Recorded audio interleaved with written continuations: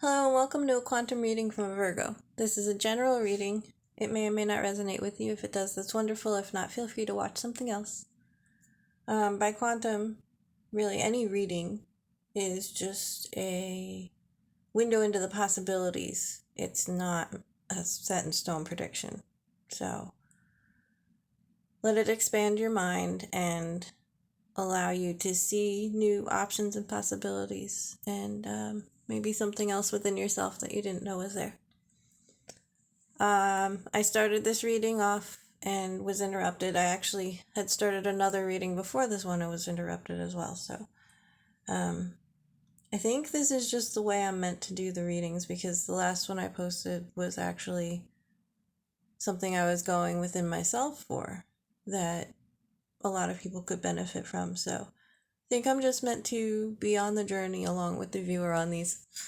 So let's get into it. I left the cards as they landed, and I'll be moving things around as we go so you can see. So to start,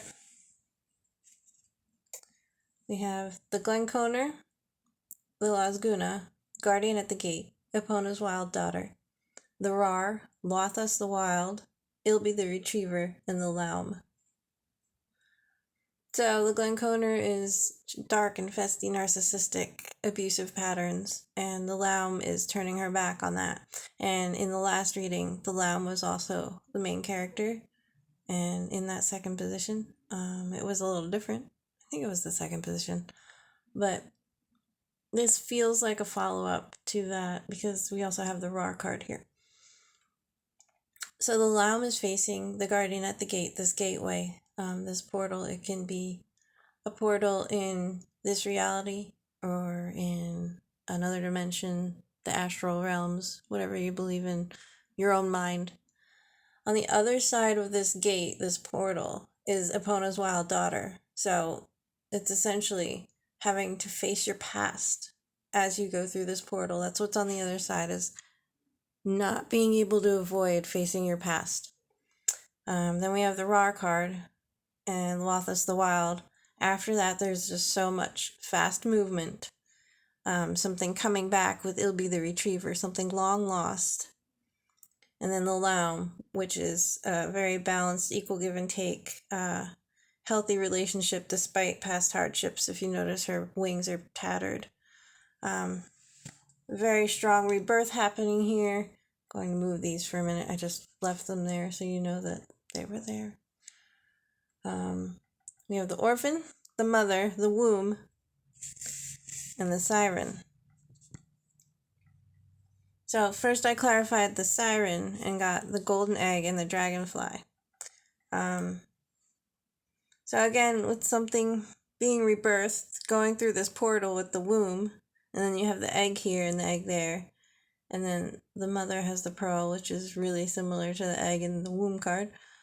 A sense of abandonment with all this Glenconer, energy from the past is being resolved through this birthing, through this return, through this new life, and golden egg is really, really pure. The dragonfly looks a lot like the Ecstasis card in the Fairies Oracle.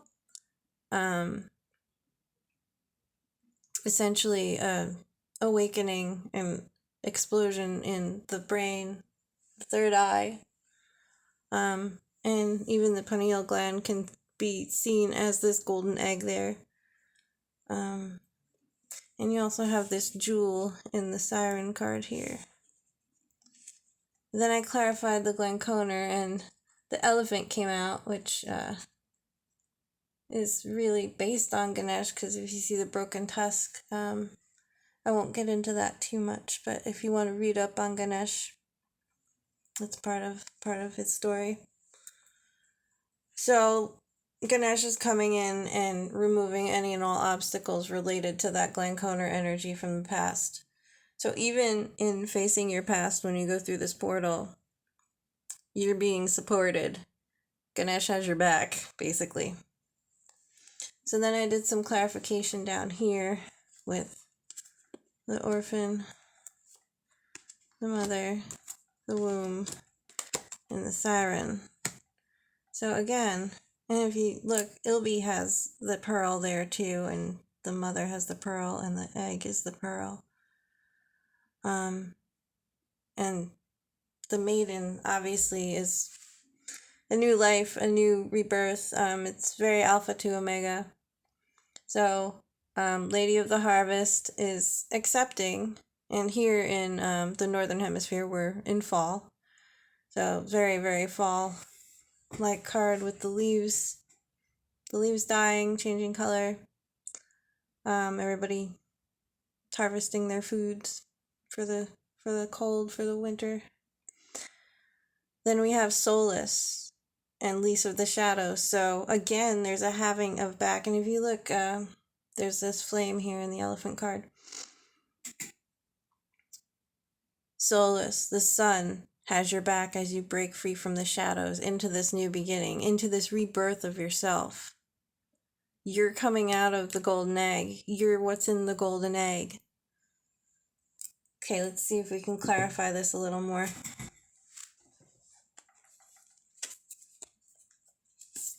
Let's get an archetype. Wow, that was fast. I was asking for an archetype on the maiden. That is too many cards. We're going to do this again. That's way too many cards. We've got the village. So, stepping into a new community, maybe new soul family, new friends. A complete 180 turnaround is what I'm seeing because we have the arrows on the circle here. Bring it closer.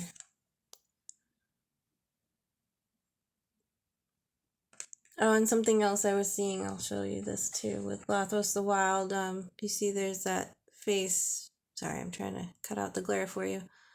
The face that he's stepping on, I was seeing that as that Glen Conner. It feels like that might be another person coming towards you also, besides your own launching. It seems there's a parallel going on, because the siren is also... I was getting someone calling you in. Let's get one more on the siren.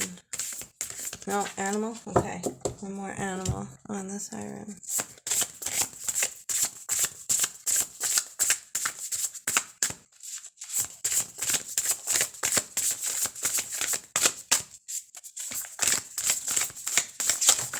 Whoa, that fell on the floor.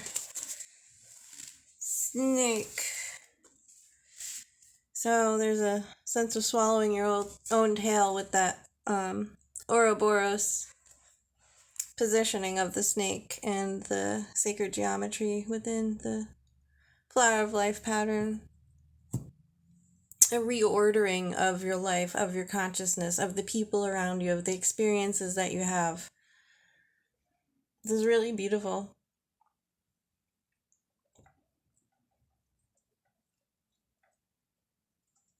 Getting to get one more fairy on top of the raw card.